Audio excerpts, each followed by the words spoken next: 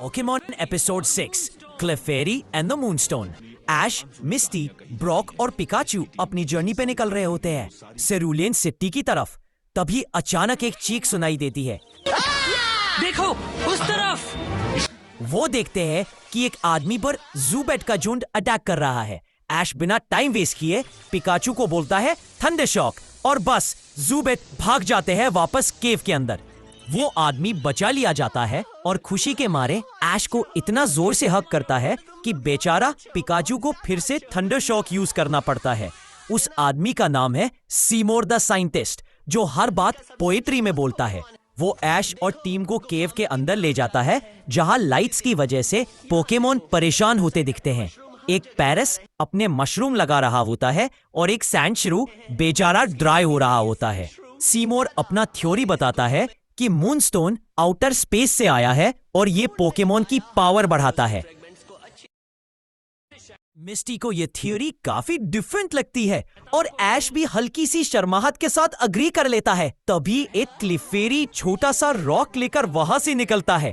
ऐश उसे कैच करने की कोशिश करता है लेकिन सीमोर रोक देता है कहकर कि क्लिफेरी को अपने केव में रहने दो। लेकिन ट्विस्ट यहाँ से शुरू होता है।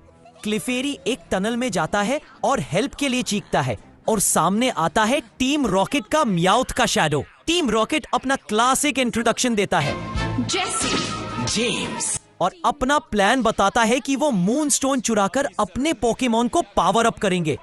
जेसी और जेम्स ऐश को चिढ़ाते हैं कि वो जेलस है क्योंकि उसे टीम रॉकेट ज्वाइन करने का चांस नहीं मिलेगा। ऐश गुस्से में कह देता है, मैं कभी भी टीम रॉकेट ज्वाइन नहीं करूंगा। बैटल स्टार्ट होता है।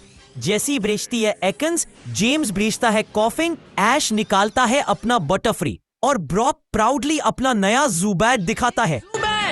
गुफा में अंदर आने से पहले मैंने उसे पकड़ लिया था। मुझे भी एक पकड़ लेना चाहिए था। कॉफिंग स्मोक यूज करता है लेकिन बटरफ्री और ज़ूबैट का व्हर्लविंड उसे उड़ा देता है।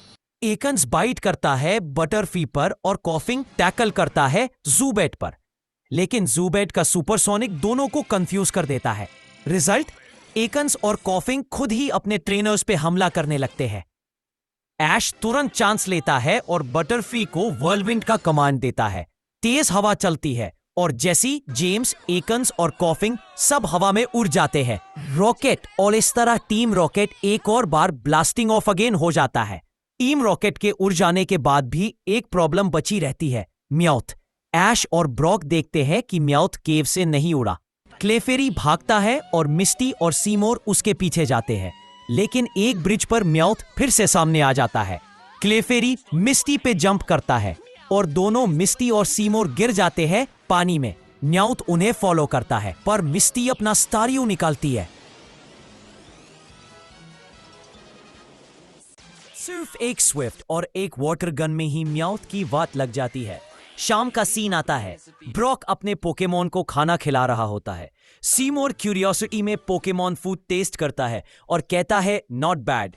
ऐश भी ट्राई करता है लेकिन क्लियरली उसे पसंद नहीं आता। तभी पिकाचू और क्लेफेरी बात करते हुए दिखते हैं। ऐश नोटिस करता है और उनके पीछे चला जाता है। सभी लोग एक और केव के अंदर पहुंचते हैं और वहां दिखाई देता है मूनस्टोन का कोर, जो चांद की रोशनी में चमक रहा होता है। क्लेफेरी छोटे पीसेस को कोर के पास रखता है और फिर सब क्लेफेरी एकदम सिंक्रोनाइज डांस स्टार्ट कर देते हैं। ये असल में उनका प्रेयर रिचुअल होता है मूनस्टोन के लिए। सीमोर प्राउडली कहता है, मेरी थ्योरी सही थी, अभी खतरा खत्म नहीं हुआ। टीम रॉकेट वापस आ जाती है। जेसी और जेम्स फिर से एकन्स और कॉफिंग को भेजते हैं। ऐश अपना पिकाचू और ब्रॉक अपना ऑनिक्स निकालता है। कॉफिंग स्मोक स्क्रीन करता है और एकन्स अंडरग्राउंड चला जाता है। ऐश तुरंत पिजियोटो को बुलाता है जो स्मोक उड़ा देता है, लेकिन टीम रॉकेट एक बड़ी ट्रिक खेल चुका होता है। वो मूनस्टोन लेकर केव के नीचे से भाग जाते हैं। ऑनिक्स उनका पीछा करता है और बाहर आके एक धमाकेदार एंट्री में टीम रॉकेट को उनके ही प्लेटफॉर्म से गिरा देता है।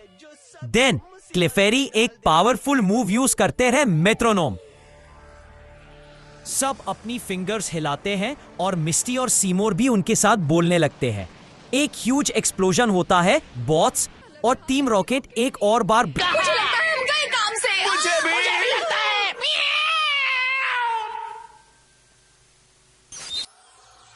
लेकिन उस एक्सप्लोजन से मूनस्टोन का कोर टूट जाता है। उसके पीसेस आसमान से गिरते हैं। जो क्लिफेरी इन्हें टच करते हैं वो इवॉल्व होके क्लिफेबल बन जाते हैं। सब मिलकर एक खूबसूरत डांस करते रहे मूनस्टोन के अराउंड। सीमोर अनाउंस करता है कि अब वो क्लिफेरी और क्लिफेबल के साथ ही रहेगा, क्योंकि ये उसका सपना था मूनस्टोन के साथ स्पेस में जाना। क्या तुम्हें लगता है क्लिफेरी भी स्पेस से ही आई थी? क्या पता, ऐसा हो भी सकता है। ऐश, मिस्टी, ब्रॉक और पिकाचू उससे बाय कहकर अपनी जर्नी कंटिन्यू करते हैं सेरुलियन सिटी की तरफ। और तभी एक साइन बोर्ड दिखाई देता है जिसमें लिखा होता है ऐश इज अ लूजर। ये साइन लिखने वाला और कोई नहीं, गैरी ओक होता है। ऐश गुस्से में चिल्लाता है और गैरी से आगे निकालने के लिए भागने लगता है। मिस्टी, ब्रॉक और पिकाचू भी उसके पीछे भागते हैं और इसी के साथ एपिसोड खत्म होता है। Facts: Who's that Pokemon? क्लेफेरी। तो यही एपिसोड था जिसमें पहली बार टीम रॉकेट के ब्लास्टिंग ऑफ सीन के एंड में एक ट्विंकल स्टार इफेक्ट दिखाया गया। और सबसे बड़ा फैक्ट, यहीं पे एनिमे में पहली बार स्टोन एवोल्यूशन दिखाई गई, जब मूनस्टोन के पीसेस क्लेफेरी को टच करते हैं और वो इवॉल्व होके क्लेफेबल बन जाते हैं। जो बड़ा मूनस्टोन इस एपिसोड में दिखाया गया था वो बाद में और एपिसोड में भी दोबारा आता है।